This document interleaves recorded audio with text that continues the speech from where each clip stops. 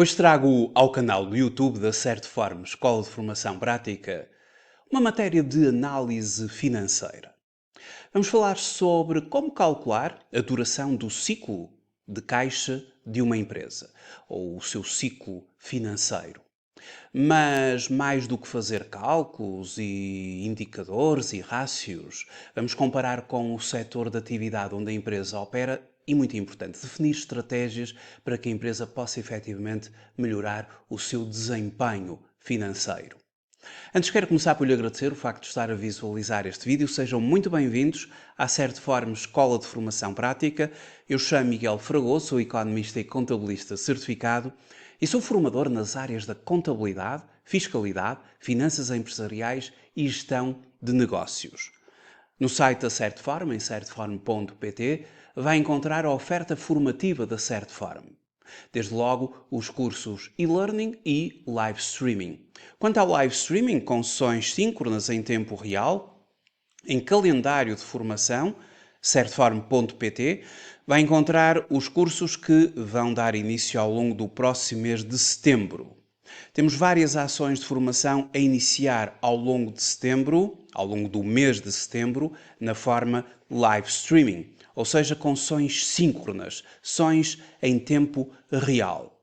Para conhecer todos os cursos da Certform, os cursos e-learning e live streaming, pode começar por aceder aos cursos e-learning. Aqui não há data de início, porque quando faz a sua inscrição num curso e-learning, através das credenciais que lhe vão ser enviadas depois de realizar o pagamento da formação, vai ter acesso à plataforma e-learning da Certform e fazer os cursos, ou o curso na forma e-learning, de acordo com o seu ritmo, de acordo com a sua disponibilidade e, claro está, a partir de qualquer parte do mundo.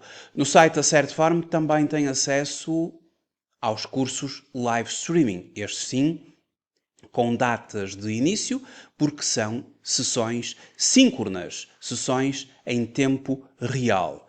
E quer os cursos sejam feitos na forma e-learning ou live streaming, os cursos da Certform podem ser feitos a partir de qualquer parte do mundo. Hoje vamos então falar sobre a duração do ciclo operacional de uma empresa e também do seu ciclo de caixa. Para tal, eu vou pegar num dos manuais do curso de análise financeira, a duração do ciclo de caixa da empresa. Bom, o que é o ciclo de caixa de uma empresa? Podemos referir o seguinte: desde que a entidade compra mercadorias para efetivamente ter os seus estoques preparados para a venda, desde que a empresa compra as mercadorias, vai haver aquilo que se chama uma duração média dos inventários, em média quantos dias as mercadorias vão permanecer no armazém da empresa, até que se vai dar a chamada venda, em que o cliente efetivamente vai fazer uma venda da mercadoria à nossa empresa, mas se essa venda for a crédito, concedemos ao cliente um prazo médio de recebimento, um prazo para que o cliente venha a pagar a venda que efetuou, e desde a compra até àquele momento da compra da mercadoria, passando pela venda, até ao momento em que recebemos do cliente, vamos ter uma soma da duração ou do prazo médio de inventários mais o prazo médio de recebimentos. Isto chama-se a duração do ciclo operacional.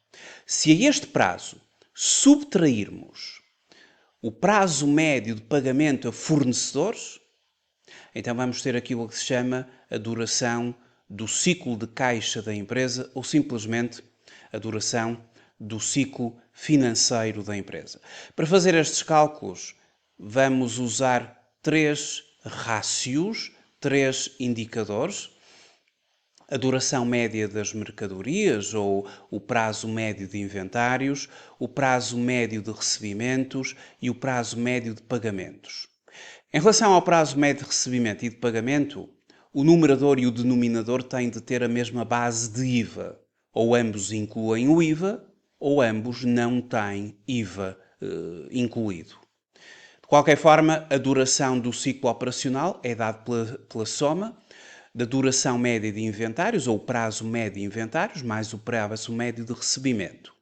Se à duração do ciclo operacional retirarmos, subtrairmos o prazo médio de pagamentos, temos a duração do ciclo financeiro ou a duração do ciclo de caixa. Como se sabe, e agora explorando um pouco os conceitos, nós chamamos prazo médio de inventários, refere-se ao tempo médio que os produtos permanecem em estoque antes de serem vendidos. Um prazo médio de inventários elevado pode indicar ineficiências na gestão de inventários, resultando em custos adicionais, como obsolescência e custos de armazenagem, porque, efetivamente, não é positivo para a empresa que o prazo médio de inventários seja muito grande, que a empresa tenha os seus inventários muito tempo em armazém antes de os vender. Este prazo médio de inventários ele é calculado dividindo o inventário médio do período, existência final, à data de relato, mais existência inicial, no dia 1 de janeiro daquele ano, a dividir por 2. Isto dividir pelo custo médio, ou o custo das mercadorias vendidas e das matérias consumidas.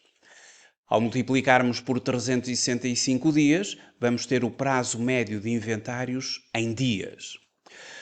Quanto ao prazo médio de recebimentos, este indicador mede o tempo médio que a empresa demora a receber os pagamentos das suas vendas, a receber os montantes dos clientes em dívida.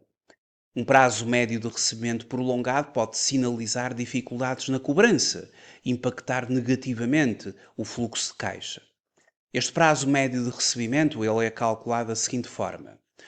Divide-se o saldo médio de clientes, vamos considerá-los sem IVA, e vamos dividir pelo volume de negócios, porque o volume de negócios que advém da demonstração dos resultados é um valor também ele sem IVA. Portanto, desde que o numerador e o denominador tenham a mesma base de IVA, tudo bem. E depois multiplica-se por 365 dias. Em alternativa, poderíamos dividir o saldo médio de clientes que vem do balanço e vem com IVA e multiplicar o volume de negócios por 1,23, se a taxa de IVA da empresa fosse de 23%. Se a taxa de IVA que se aplicasse àquelas vendas fosse de 23%, a título exemplificativo. O importante é que quer o numerador, quer o denominador tenham a mesma base de IVA. Ou os dois incluem o IVA, ou os dois apresentam-se sem IVA. Neste exercício que vamos fazer a seguir, vamos optar por apresentar numerador e denominador sem IVA.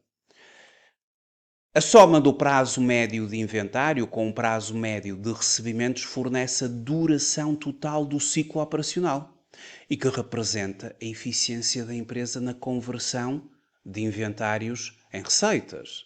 O ciclo operacional é, assim, o prazo médio de inventários mais o prazo médio de recebimentos. Quanto ao ciclo de caixa, vamos aqui introduzir uma nova variável, um novo rácio, e que se chama o prazo médio de pagamentos. Este indicador mede o tempo que a empresa leva para liquidar as suas obrigações junto dos fornecedores. Embora o prazo médio de pagamento elevado possa parecer vantajoso, não é? Ou seja, demorar algum tempo a pagar aos fornecedores, ao permitir que a empresa retenha capital por mais tempo, bom, é crucial garantir que essa prática não prejudique as relações comerciais. E a duração do ciclo de caixa permite-nos ter a seguinte fórmula. o prazo médio de inventários mais o prazo médio de recebimentos, que era aquilo que nós chamávamos de duração do ciclo operacional. Se à duração do ciclo operacional subtrairmos o prazo médio de pagamentos, temos a duração do ciclo de caixa. A acumulação destes indicadores permite avaliar o ciclo financeiro da empresa, onde um ciclo de caixa curto é frequentemente desejável, pois implica que a empresa consegue converter rapidamente as suas receitas em dinheiro, assegurando uma melhor liquidez e a capacidade para financiar as suas operações correntes. Mas depois de termos feito uma abordagem aqui a este conjunto de conceitos, vamos pegar numa situação prática, concreta, de uma empresa.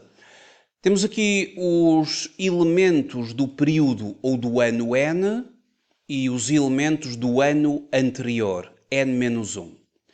Os clientes no saldo inicial, os clientes no saldo final, o saldo inicial no ano e o saldo final. O saldo inicial é a 1 de janeiro do ano N, do início do ano, não é?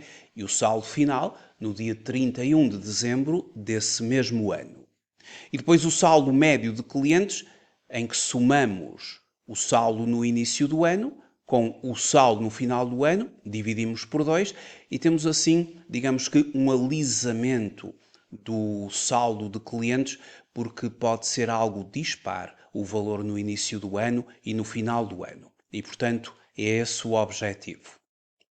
O volume de negócios da empresa, aquilo que é as vendas e as prestações de serviços, valor esse que advém, é obtido a partir da demonstração dos resultados da empresa. Temos no período N e no período anterior, N-1. E depois, portanto, o volume de negócios, ele advém da demonstração dos resultados. É o volume de negócios daquele período, período N e do período anterior. Depois temos os fornecedores, o seu saldo inicial e o seu saldo final, no ano N e no ano N-1. Obviamente que o saldo final de um ano N-1 é o saldo inicial do ano N. E o saldo final do ano N seria o saldo inicial do ano N mais 1. Somando o saldo inicial com o saldo final e dividindo por 2, temos o saldo médio de fornecedores e assim um alisamento do saldo de fornecedores, porque o saldo inicial e o saldo final poderão ser um bocadinho dispares.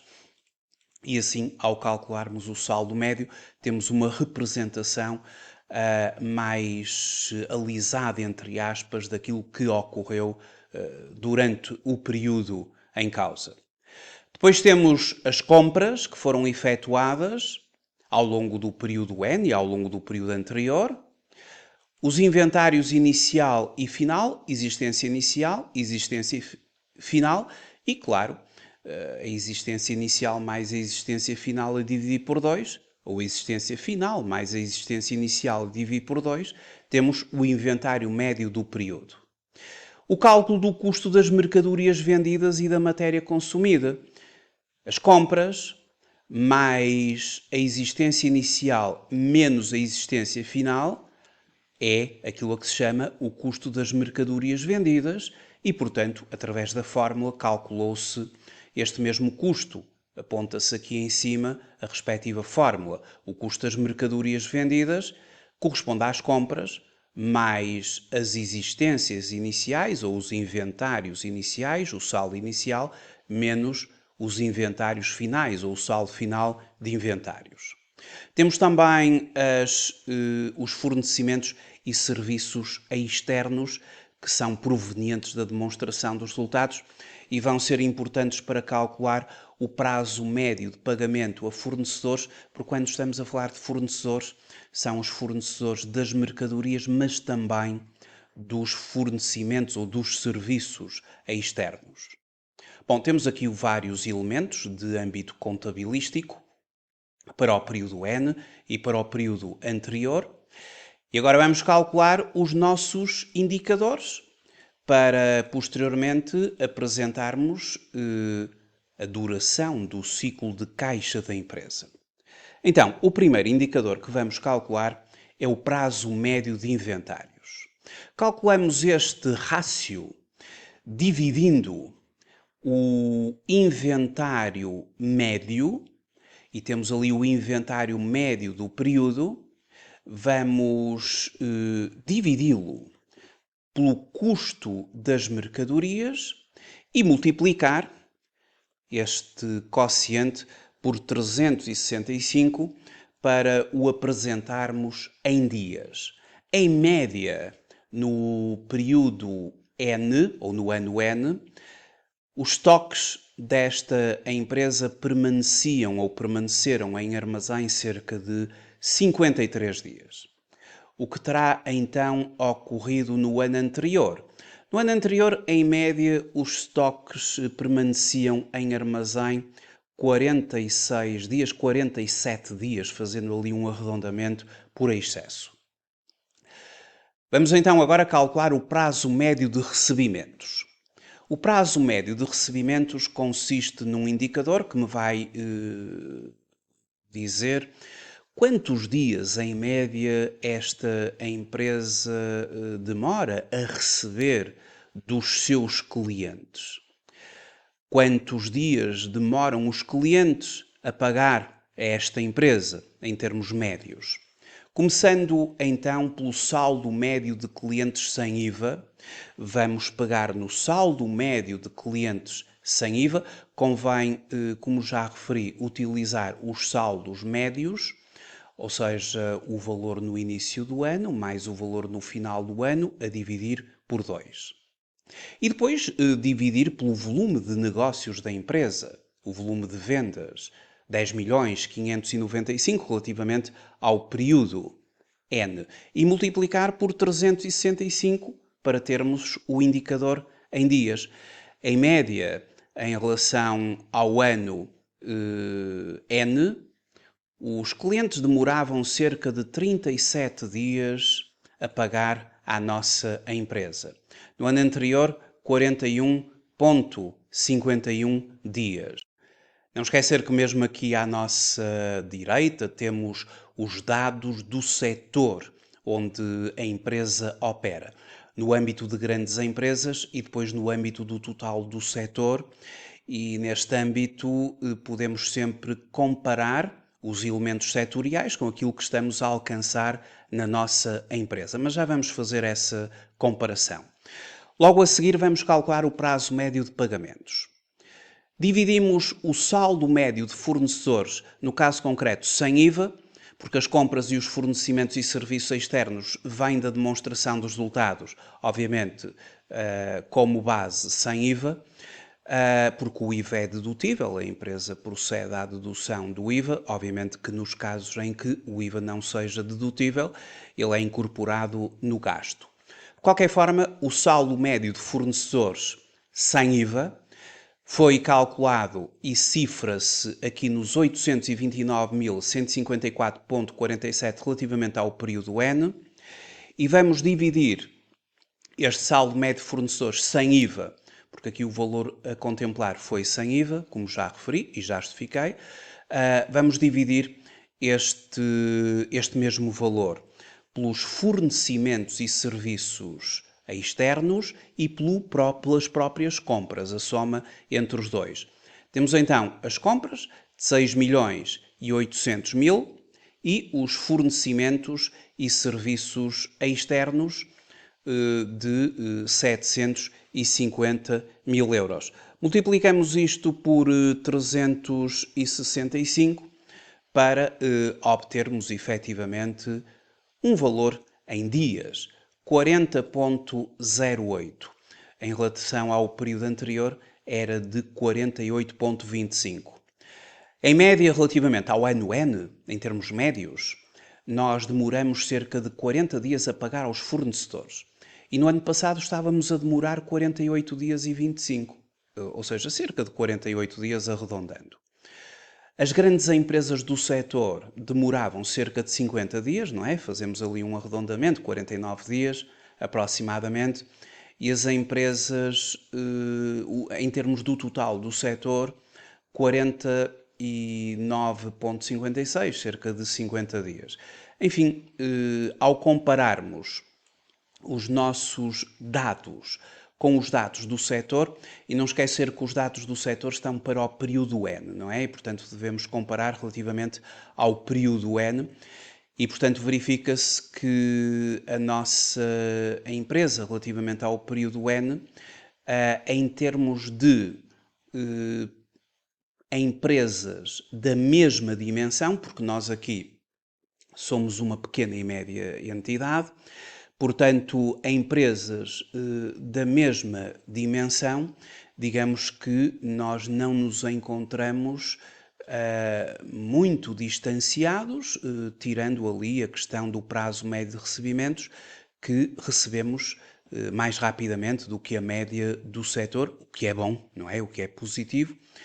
E pagamos também mais rapidamente do que a média do setorial. Aí, enfim, vamos depois dar aqui algumas estratégias para a empresa diminuir a sua duração do ciclo de caixa. Ora, calculado o prazo médio de inventários, o prazo médio de recebimentos, o prazo médio de pagamentos, está na hora de calcularmos a duração do ciclo operacional. Ou seja, desde que o inventário entra em armazém e o tempo que ele lá estará no armazém, até ao momento em que se realiza a venda ao cliente, mas como o cliente não paga a pronto pagamento, é dado um prazo para que o cliente venha a pagar, o prazo médio de recebimento. E somando o prazo médio de inventários com o prazo médio de recebimento, no fundo vamos ter aqui desde o momento em que o estoque entra no armazém até ao momento em que o dinheiro entra nos cofres da empresa, decorrem 90 dias. E no ano anterior decorriam 88 dias. Se a isto retirarmos, subtrairmos o prazo médio de pagamento, ou seja, o desembolso de verba para pagar aos fornecedores, ou seja, pegamos na duração do ciclo operacional e subtraímos o prazo médio de pagamentos, temos cerca de 50 dias relativamente ao ano N e cerca de 40 dias relativamente ao ano N-1. Portanto, a nossa duração do ciclo de caixa era inferior no ano N-1 comparativamente com o ano N. E a verdade é que é importante que a duração do ciclo de caixa da empresa seja curto. E já vamos explicar porquê. São cerca de 50 dias no ano N. O que, comparando com o total do setor relativamente a empresas de dimensão similar à nossa, elas têm uma duração do ciclo de caixa superior cerca de 5 dias em comparação com os dados do setor. E as empresas de grande dimensão que operam neste setor têm uma duração do ciclo de caixa um pouco inferior à da nossa empresa, cerca de 4 dias. Bom, mas vamos então agora abordar a seguinte questão. Porquê que é importante que uma empresa tenha um ciclo de caixa o mais curto possível e estratégias que as empresas, ou esta empresa em concreto, deve adotar para que essa duração do ciclo de caixa seja mais curto, a empresa consiga diminuir estes 50 dias? E relativamente à primeira questão, as vantagens de um ciclo de caixa curto, efetivamente, uma das vantagens é a empresa ter maior liquidez, porque um ciclo de caixa curto implica que a empresa recebe rapidamente os montantes devidos pelos clientes, garantindo recursos suficientes para cobrir despesas e investir em novas oportunidades. Ou seja, se a empresa conseguir diminuir, por exemplo, o prazo médio de inventários, menos tempo dos estoques em armazém e conseguir diminuir o prazo médio de recebimentos, conceder menos tempo aos clientes para deles receber, ou conseguir que os clientes paguem mais rapidamente, não é? Portanto, a empresa consegue converter o ciclo operacional mais rapidamente e se por sua vez a empresa conseguir negociar com os fornecedores um prazo médio de pagamentos mais dilatado, obviamente que reduz ali o ciclo de caixa, o que será importante para a liquidez da empresa. O que vai também permitir a redução das necessidades fundo money, ou seja, um ciclo de caixa eficiente minimiza a quantidade de capital que deve ser mantida disponível para financiar aquelas operações cotidianas, ou seja, receber mais rapidamente dos clientes e, não esquecendo a ética e as boas relações comerciais, pagar de forma mais dilatada aos fornecedores, permite que a empresa efetivamente não tenha tantas necessidades em fundo de maneio, muitas vezes até consiga transformar recursos de fundo de maneio. Uma menor pressão financeira, ou seja, quando a empresa tem acesso a caixa de forma célere, evita a necessidade, obviamente, de contrair empréstimos ou financiamentos, mitigando assim o risco, obviamente, de insolvência. E oportunidades de crescimento. Com um fluxo de caixa positivo, a empresa pode investir em inovações, a expandir as suas operações e implementar outros projetos estratégicos, assegurando a sua competitividade no mercado. E, claro, o fortalecimento das relações com fornecedores, um ciclo de caixa eficiente, permite o estabelecimento de relações comerciais saudáveis, possibilitando à empresa negociar melhores condições de pagamento e termos sem comprometer a sua sustentabilidade financeira. E o importante é que, negociando um determinado prazo para pagar, naquele prazo, efetivamente, pague. E, portanto, tenha liquidez para pagar, porque já recebeu dos clientes e porque tem um prazo médio de inventários também reduzido, ou seja, vende rapidamente os seus produtos. Obviamente que muitas vezes as empresas têm até algumas vezes, quero dizer, algumas empresas em determinados setores de atividade conseguem um ciclo de caixa negativo. O que é um ciclo de caixa negativo? Imagine-se, por exemplo, que a duração média de inventários é curta, 10 dias, por exemplo, e o prazo médio de recebimentos é a pronto pagamento, a empresa recebe imediatamente. Logo, a duração do ciclo operacional é apenas 10 dias, 10 mais 0, não é? E a empresa paga a fornecedores a 60 dias. Logo, vai ter ali um ciclo de caixa ou financeiro negativo. Duração média de inventários, 10 dias. Prazo médio de recebimentos, 0. Menos os 60 dias que demora a pagar a fornecedores, temos ali menos 50, ou seja, obtemos um ciclo de caixa negativo. O que ocorre quando a empresa recebe dos seus clientes antes de realizar os pagamentos a fornecedores, não é? E isto significa que a empresa... Isto ocorre em determinados setores de atividade, por exemplo, imagine-se o setor da grande distribuição, hipermercados, por exemplo, que vendem produtos alimentares, entre outros, recebem a pronto dos clientes, os inventários têm grande rotação e pagam a fornecedores a 90 dias, por exemplo, gera-se um ciclo, efetivamente um ciclo financeiro negativo, o que é positivo para a empresa, uma vez que essa empresa tem caixa suficiente para pagar aos seus fornecedores atempadamente, não é? Agora, estratégias para melhorar o ciclo de caixa da empresa. Apesar da nossa empresa evidenciar aqui uma duração do ciclo de caixa de 50 dias, o que está até abaixo da média do setor das empresas da sua dimensão, e um bocadinho acima do setor, mas para empresas de grande dimensão, para as grandes empresas deste setor, pode-se sempre melhorar, não é? E 50 dias há que baixar há que encurtar este ciclo financeiro, até porque no ano anterior era menor, em 10 dias. E quanto menor, estamos a ver que melhor. Então, há algumas estratégias para concluir para que esta empresa melhore o seu ciclo de caixa, diminua o seu ciclo de caixa. Bom, a otimização da gestão de inventários. Implementar práticas de gestão, nomeadamente just-in-time, para reduzir o tempo em que os produtos permanecem em armazém e melhorar o fluxo de inventários. Portanto, atuar na otimização da gestão de inventários.